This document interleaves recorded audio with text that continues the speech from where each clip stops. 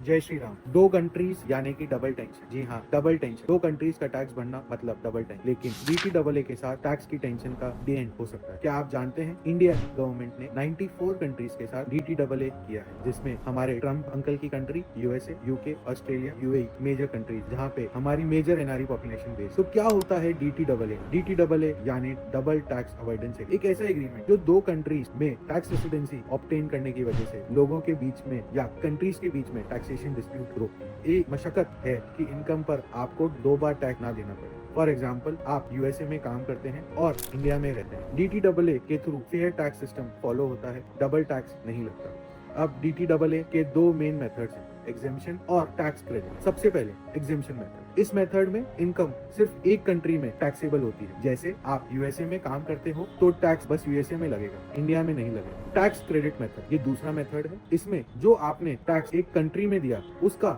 उस टैक्स का क्रेडिट आपको दूसरी कंट्री में मिलता है। जैसे मैं USA में काम करता हूँ और मैंने वहाँ पर 10% टैक्स भर दिया है, तो उस 10% टैक्स का क्रेडिट मुझे अपनी इंडियन टैक्स रिटर्न फाइलिंग के टाइम क्रेडिट मिल जाएगा। अब मान लो कि आप एक फ्रीलांसर हो जो इंडिया में बैठे हो और USA के क्लाइंट के लिए काम कर रहे हो। USA में उन्होंने आपका 15% टैक्स काट लिया, लेकिन DTAA की वजह से आपको इंडिया का टैक्स एडजस्ट हो जाएगा, तो एंड रिजल्ट सिर्फ फेयर टैक्सेशन रहेगा। एंड सिमिलरली, अगर आप ओमान के रेसिडेंट हो और वहां से शेयर्स ट्रेडिंग करी है, तो DTAA की वजह से ओमान में कैपिटल गेन टैक्स तो नहीं है, वो टैक्स आपका एग्जेम्प्ट हो सकता है। DTAA के बेनिफिट लेने के लिए कुछ इंपॉर्टेंट डॉक्यूमेंट्स की जरूरत होती है, जो मैं आपको बताऊं। सबसे पहले टैक्स रेसिडेंसी सर्टिफिकेट। यह आपका रेसिडेंट कंट्री का टैक्स डिपार्टमेंट से मिलेगा। यह रेसिडेंसी सर्टिफिकेट लेते टाइम आपको अपनी रेसिडेंट कंट्री में अपना वीजा, डॉक्यूमेंट्स और आपका उस कंट्री का स्टे वहां पे सबमिट करना है, जिसके बेसिस पे आपको उस कंट्री का टैक्स डिपार्टमेंट एक टैक्स रेसिडेंसी सर्टिफिकेट दे देगा। यह एक इंपॉर्टेंट डॉक्यूमेंट है जिसके बेसिस पे आप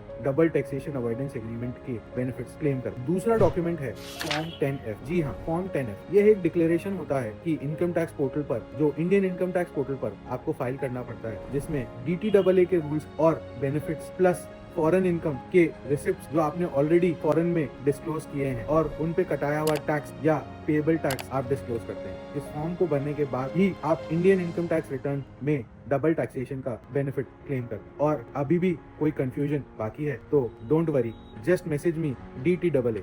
आई will be happy to help you out.